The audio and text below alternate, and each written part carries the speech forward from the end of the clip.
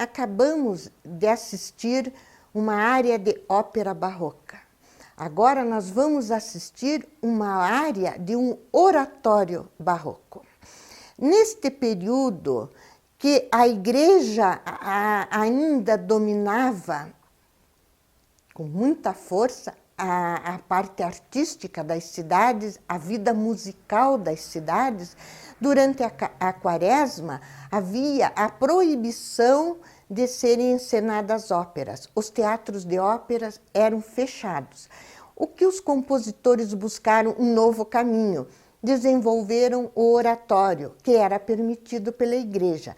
O oratório não deixa de ter a estrutura de uma ópera. Tem abertura, tem áreas, recitativos, partes corais. A única diferença, não é encenado, porque não é permitido, e não tem figurino apresentado em concerto.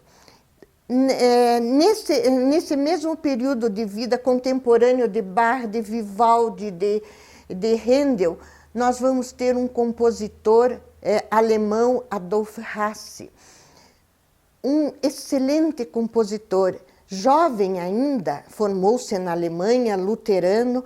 Ele foi morar na Itália com 22 anos e desenvolveu a carreira dele musical na Itália. Converteu-se para o catolicismo, coisa que Handel não fez. Compôs obras sacras para os católicos, mas continuou luterano. Hasse converteu-se, produziu muita obra sacra para a igreja, muitas óperas. Era uma figura na vida musical da época muito apreciada na Itália. Ele era casado com uma celebridade, a maior cantora de ópera da época, uma mezzo-soprano, Faustina Bordoni. Faustina Bordoni se tornou, assim, historicamente conhecida pela beleza de sua voz e pelas desavenças terríveis com os castrati. Eles eram as estrelas. E quando uma diva aparecia, a rivalidade era muito grande, eram brigas homéricas. Mas ela era uma grande cantora, uma celebridade, e ela e o marido desfrutaram de muita popularidade e prestígio nessa época. Agora, o interessante é que depois que ele faleceu, aconteceu a mesma coisa com Vivaldi.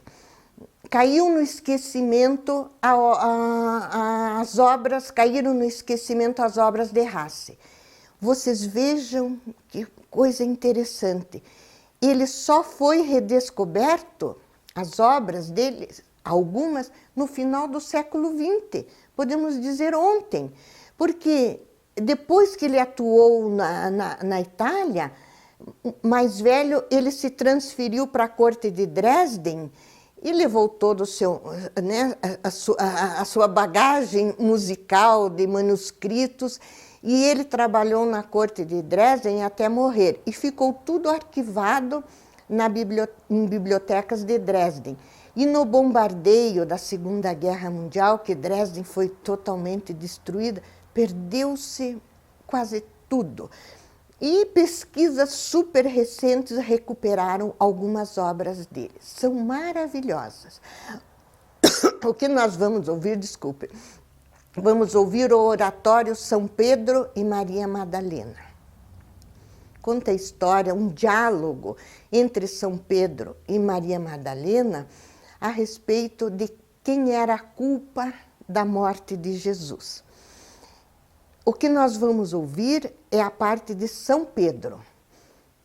O texto está na apostila de vocês. Agora eu chamo a atenção de vocês para a interpretação. Vamos ouvir um outro contratenor, um contratenor polonês, um jovem, Orliński. Ele formou-se na Juilliard School. Em 2016, ele passou na célebre e rigorosa audição do Conselho do Metropolitan Opera House de Nova York. Ele faz uma interpretação com paixão dramática, precisão nas notas, afinação, acompanhado, então, de uma orquestra barroca maravilhosa.